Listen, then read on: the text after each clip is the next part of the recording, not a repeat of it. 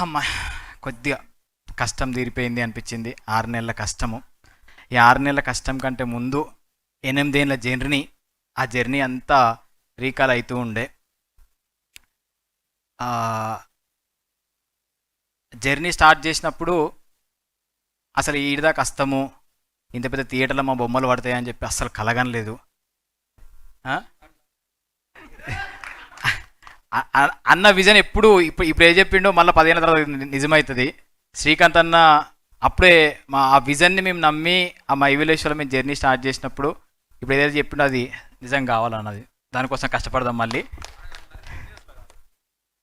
ఎన్ని. సో ఈ జర్నీలో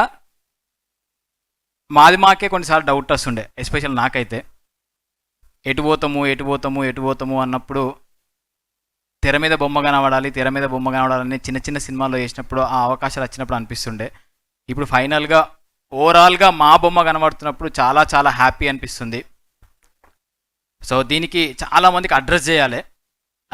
అంటే ఈ స్పీచ్ కంటే ముఖ్యంగా అందరూ చెప్తుంది ఏంటంటే ఈ ఈ ప్రాజెక్ట్ అనేది ప్రేమతో చేసిరు. అందరూ నిస్వార్థంగా కమర్షియల్గా ఆలోచించకుండా, మాకు ఇచ్చిన యాక్చువల్ బడ్జెట్లు చెప్పొద్దు, ఇవన్నీ బయటికి రావద్దు, మన కష్టం మాత్రమే కనిపించాలని చెప్పేసి బడ్జెట్ చెప్పట్లేం. కానీ మేము తీసుకున్న బడ్జెట్కి మేము ఇచ్చిన అవుట్పుట్కి వాళ్ళు వెరీ హ్యాపీగా ఉన్నారు.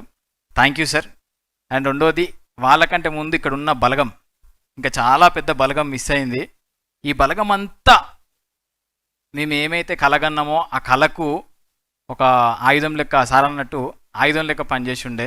అందరూ నిస్వార్థంగా ప్రేమతోని అసలు ఆ ఊర్లో ఆ 30 రోజులు పండగ లెక్క అయిపోతుండే మాకైతే.